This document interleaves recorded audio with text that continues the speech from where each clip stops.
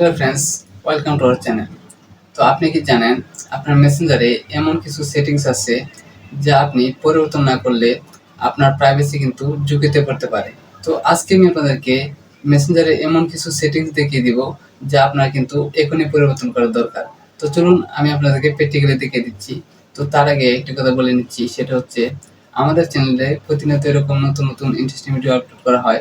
আপনি যদি আমাদের চ্যানেল নতুন হয়ে থাকেন তাহলে অবশ্যই চ্যানেল সাবস্ক্রাইব করে পাশে থাকা বেল আইকনে ক্লিক করে রাখুন, যাতে করে পরবর্তী ভিডিও আপলোড হওয়ার সাথে সাথে সবার আগে আপনি পেয়ে যান। তো শুরুতে আমি আমার মেসেঞ্জারে চলে আসব। তো মেসেঞ্জার আসার পর নিচে 3 মাইনাস বা মেনু লেখা থাকবে, আপনি এখানে ক্লিক করবেন। এখান থেকে আপনি সেটিংসে ক্লিক করবেন। এখানে দেখেন লেখা আছে ডার্ক মোড। তো আমি যদি এখানে ক্লিক করি, এখানে আপনি 3টা অপশন দেখতে পারবেন। তো আমি 3টে আপনাদেরকে ভালো করে বুঝিয়ে দিচ্ছি, আপনারা ভালো করে বুঝে নেবেন। এখন আমি যদি এটাকে অফ সিলেক্ট করে রাখি, তাহলে মেসেঞ্জার থাকবে লাইট মোডে, স্ক্রিন হবে উজ্জ্বল। এখন এটা সিলেক্ট থাকলে ব্যাকগ্রাউন্ড কিন্তু বেশি উজ্জ্বল হওয়ার কারণে আপনার চোখে কিন্তু চাপ বেশি পড়তে পারে এবং আপনার চোখেরও কিন্তু ক্ষতি হতে পারে। বিশেষ করে রাতে আমরা যারা ঘরে লাইট অফ করে ফোন টিপি, তাদের জন্য কিন্তু মারাত্মক ক্ষতির একটা কারণ হয়ে দাঁড়াতে পারে। তারপর দেখেন লেখা আছে অন। তো আমি যদি এটাকে সিলেক্ট করে রাখি, তাহলে হচ্ছে আপনার মেসেঞ্জারের ব্যাকগ্রাউন্ড হবে কালো এবং চোখেরও কিন্তু আরাম হবে, আর ব্যাটারির চার্জটাও কিন্তু বাঁচবে। এখন রাতে ব্যবহার করার জন্য এটা একটা পারফেক্ট অপশন। তারপর আসি সিস্টেম। তো আমি যদি এটাকে সিলেক্ট করে রাখি, তাহলে হচ্ছে আপনার মেসেঞ্জার আপনার ফোনের থিম অনুযায়ী নিজে থেকে কিন্তু কালো বা সাদা হবে। আমি যদি ফোনের নোটিফিকেশন বার এই নিচে টান দেই, তাহলে হচ্ছে আপনি এখানে দেখতে পারবেন ডার্ক মোড।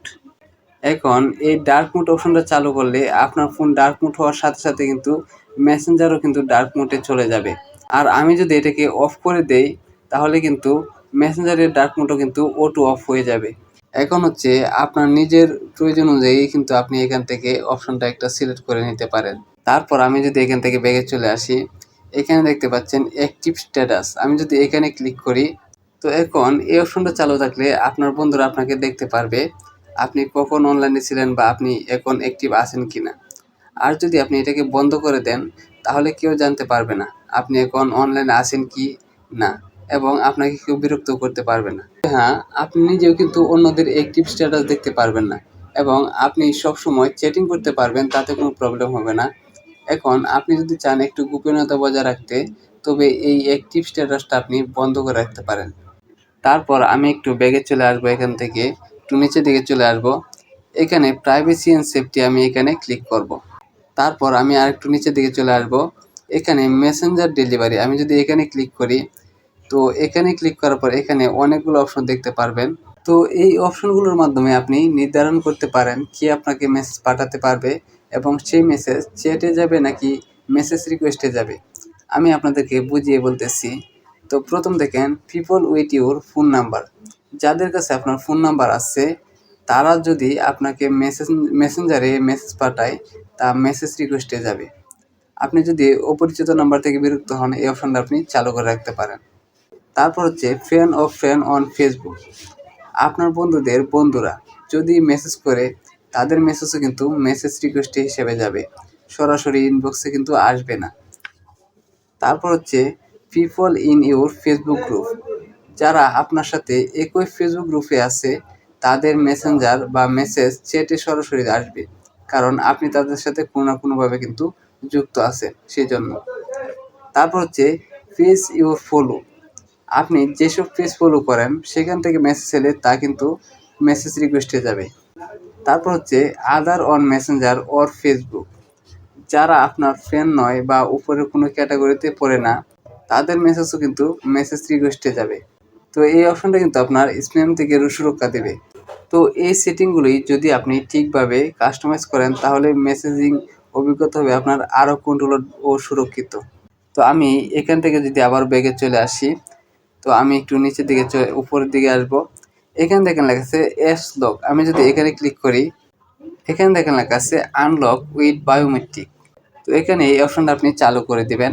তো আমি এখানে ক্লিক করলাম। তো এখানে ক্লিক করার পর এখন আপনি আপনার ফোনের ফিঙ্গারপ্রিন্ট দিয়ে আপনি কনফার্ম করে নেবেন। তো আমি আমার হাতের ফিঙ্গারপ্রিন্টটা দিয়ে নিচ্ছি। তো এটা কিন্তু একবার সেট হয়ে গেলে এখন থেকে কেউ আপনার মেসেঞ্জার ওপেন করতে পারবে না, মাত্র আপনি ছাড়া। এখানে নিচে কিছু অপশন দেখতে পাচ্ছেন, সেগুলো হচ্ছে আপনি আপনার মেসেঞ্জার থেকে বের হওয়ার কতক্ষণ পর মেসেঞ্জার লক হবে। তো এখান থেকে আপনি আপনার সুবিধা মতো একটা সিলেক্ট করে নেবেন, টাইম সেট করে আপনি একটা সিলেক্ট করে নেবেন। তারপর যদি আমি আবারও ব্যাগে চলে আসি, তো এখান থেকে দেখেন লেখা আছে সেভ ব্রাউজিং। আমি যদি এখানে ক্লিক করি, তো এখানে আপনি 3টা অপশন দেখতে পাচ্ছেন, আমি 3টাই আপনাদেরকে বুঝিয়ে বলতেছি। এটা হচ্ছে আপনার মেসেঞ্জারে আসা লিঙ্কগুলো স্ক্যান করে, যাতে আপনি কোনো ক্ষতিকর বা ফিশিং সাইটে না যান। তো প্রথমে দেখেন লেখা আছে অফ, এটাতে কোনো সুরক্ষা থাকবে না, কোনো লিঙ্ক পাঠালে সরাসরি কিন্তু ওপেন হবে, মেসেঞ্জার কিন্তু স্ক্যান করবে না। ফিশিং বা ভাইরাস সাইটে প্রবেশের ঝুঁকি বাড়বে, আপনার মেসেঞ্জার কিন্তু ক্ষতি হওয়ার সম্ভাবনা থাকবে। তারপর দেখেন লেখা আছে স্ট্যান্ডার্ডস ব্রাউজিং প্রোটেকশন। এটা সাধারণ কিছু পরিচিত ক্ষতিকর সাইটের লিস্ট অনুযায়ী চেক করে, ঝুঁকি কম কিন্তু সব সময় আপডেট হয় না। তারপর দেখেন লেখা আছে অ্যাডভান্স ব্রাউজিং প্রোটেকশন। এটা হচ্ছে উন্নত লেভেলের সুরক্ষা, আরও বেশি ও আপডেট ক্ষতিকর সাইট ব্লক করে, নিয়মিত ঝুঁকিপূর্ণ লিঙ্কের আপডেট নেয় এবং সতর্ক করে। আপনার মেসেঞ্জার এর জন্য সেরা একটা অপশন কিন্তু এটাই। মেসেঞ্জার নিরাপত্তার দিক থেকে কিন্তু এটা একটা সেরা অপশন। এখন আপনি অ্যাডভান্স ব্রাউজিং প্রোটেকশন এটা চালু রাখুন, তাহলে মেসেঞ্জারে পাঠানো যে কোনো লিঙ্ক আগে কিন্তু স্ক্যান হবে এবং বিপজ্জনক হলে আপনাকে সতর্ক করবে। আমি যদি আবারও এখান থেকে ব্যাগে চলে আসি, আমি একটু নিচের দিকে চলে আসব। তো এখানে দেখেন লেখা আছে রিড রিসিভ। আমি এখানে যদি ক্লিক করি, এখানে হচ্ছে আমি যদি এটাকে অফ করে রাখি এবং আমাকে যদি কেউ মেসেজ দেয় এবং আমি যদি সেটাকে সিন করি, তাও কিন্তু সে বুঝতে পারবে না আমি তার মেসেজ সিন করছি কিনা। এখন আপনি যদি গোপনীয়তা রক্ষা করতে চান বা আপনি যদি চান প্রাইভেসি বজায় থাকুক, তাহলে এটাকে আপনি অফ রাখবেন, অফ রাখলেই ভালো।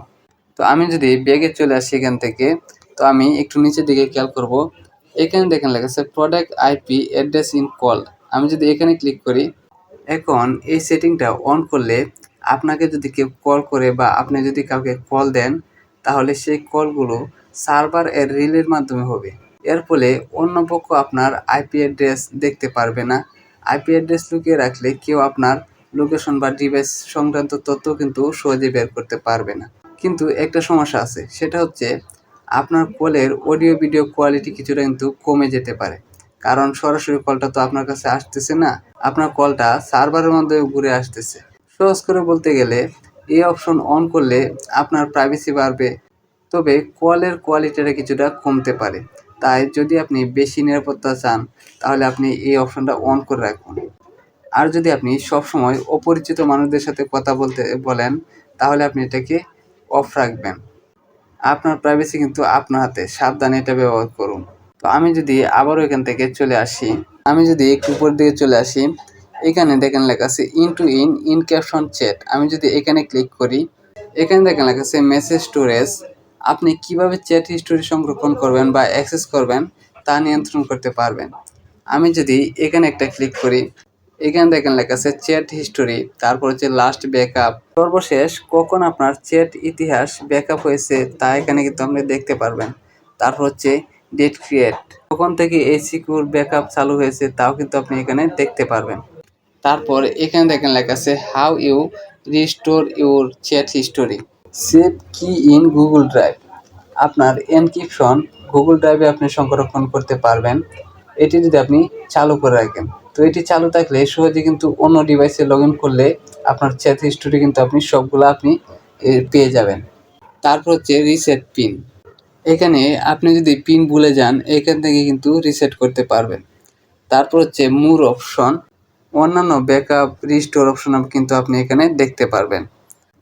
এখন চ্যাট রিস্টোর করতে হলে অন্তত একটি সিকিউরিটি বা নিরাপত্তা পদ্ধতি কিন্তু আপনার দরকার, আর সেটা হচ্ছে পিন বা গুগল ড্রাইভ। তো আমি যদি এখান থেকে আবার ব্যাগে চলে আসি, এখানে সিকিউরিটি অ্যালার্ট, আমি যদি এখানে ক্লিক করি, এখান থেকে আমি ম্যানেজ সিকিউরিটি অ্যালার্ট, আমি এখানে ক্লিক করলাম। এখানে দুইটা অপশন দেখতে পাচ্ছেন। প্রথমটা হচ্ছে ইউর ডিভাইস অর কি চেঞ্জ। আপনি যদি নতুন কোনো ডিভাইসে লগ ইন করেন বা আপনার এনক্রিপশন কি পরিবর্তন হয়, তাহলে আপনাকে একটা সতর্কবার্তা দেবে বা আপনাকে একটা অ্যালার্ট বার্তা দেবে এখানে। কারণ কেউ যদি আপনার অ্যাকাউন্টে ঢোকার চেষ্টা করে, আপনি সাথে সাথে কিন্তু সেটা আপনি জানতে পারবেন। তারপর হচ্ছে কন্টাক্ট ডিভাইস অর কি চেঞ্জ। আপনার কোনো কন্টাক্ট যার সাথে আপনি এনক্রিপ্টেড চ্যাট করছেন, যদি আপনি নতুন ডিভাইসে লগ ইন করেন বা তার কি পরিবর্তন করেন, সেটি কিন্তু আপনাকে জানিয়ে দিবে। তখন কিন্তু আপনি বুঝতে পারবেন কেউ আপনার আইডি অ্যাক্সেস করতেছে কিনা। সো আপনি কিন্তু এই দুটো অপশনই চালু করে দিবেন। আপনি বা অন্য কেউ যদি কোনো নতুন ডিভাইসে ব্যবহার করে বা নিরাপত্তা কি পরিবর্তন করে, মেসেঞ্জার সেটিংয়ে কিন্তু চ্যাটের মাধ্যমে একটি সতর্কবার্তা দেখাবে। এগুলো চালু রাখা নিরাপদ, কারণ এতে হ্যাকিং বা অজানা ডিভাইসও কিন্তু লগ ইন হলে আপনি সঙ্গে সঙ্গে কিন্তু জানতে পারবেন। তো আমি যদি এখান থেকে ব্যাগে চলে আসি, তো আমি এখান থেকে ব্যাগে চলে আসলাম। তারপর এখানে দেখেন লেখা আছে প্রিভিউ, আমি যদি এখানে ক্লিক করি, এখন এটা যদি অন থাকে তাহলে আপনি ইনক্যাপশন চ্যাটে যখন কেউ ফেসবুকের কোনো কন্টেন্ট যেমন Facebook post, story, reels share করে, তখন আপনি তার প্রিভিউ কিন্তু দেখতে পারবেন। কেউ যদি একটা রিলস বা পোস্ট লিঙ্ক পাঠায়, আপনি কিন্তু সরাসরি ওই কন্টেন্টের থাম্বনেল, ছবি ও শিরোনাম কিন্তু আপনি দেখতে পারবেন। এখন আপনাদের মনে প্রশ্ন থাকতে পারে, এটা চালু রাখবেন নাকি বন্ধ রাখবেন? দেখুন, চালু রাখলে প্রিভিউ দেখে কিন্তু আপনি বুঝতে পারবেন লিঙ্কে কি আছে, আর এটা কিন্তু একটা সুবিধাজনক। আর বন্ধ করলে নিরাপত্তা বা ডাটা সেভের জন্য ভালো, কিন্তু প্রতিটা লিঙ্ক আলাদাভাবে কিন্তু খুলে দেখতে হবে। এখন আপনার যদি ডাটা খরচ বাঁচানোর দরকার হয় বা আপনি শুধু মেসেজ দেখতে চান, তাহলে এটা অফ করে দিন। আর যদি কন্টেন্টের ধারণা দ্রুত পেতে চান, তাহলে আপনি অন রাখুন। তারপর যদি আমি এখান থেকে ব্যাগে চলে আসি, একবারে ব্যাগে চলে আসবো। তারপর এখান থেকে লেখা আছে ডাটা সেভার, আমি যদি এখানে ক্লিক করি, এটা অন থাকলে আপনি মোবাইল ডাটা ব্যবহার করার সময় ছবি বা ভিডিও ওটা কিন্তু ডাউনলোড হবে না, বরং ছবির উপর ক্লিক করে ইমেজ বা ভিডিও আপনি ডাউনলোড করতে হবে। এর ফলে আপনার মোবাইল ডাটা খরচ কম হবে। এটা কাদের জন্য ভালো? কাদের জন্য ভালো বলতে গেলে, যাদের ইন্টারনেট প্যাকেজ সীমিত বা যারা চায় না অপ্রয়োজনীয় মিডিয়া অটো ডাউনলোড হোক, তাদের জন্য কিন্তু এই অপশনটা অন রাখাই ভালো। এখন আপনি যদি চান ছবি, ভিডিও অটো ডাউনলোড হোক, তাহলে আপনি এটাকে অফ করে দিতে পারেন।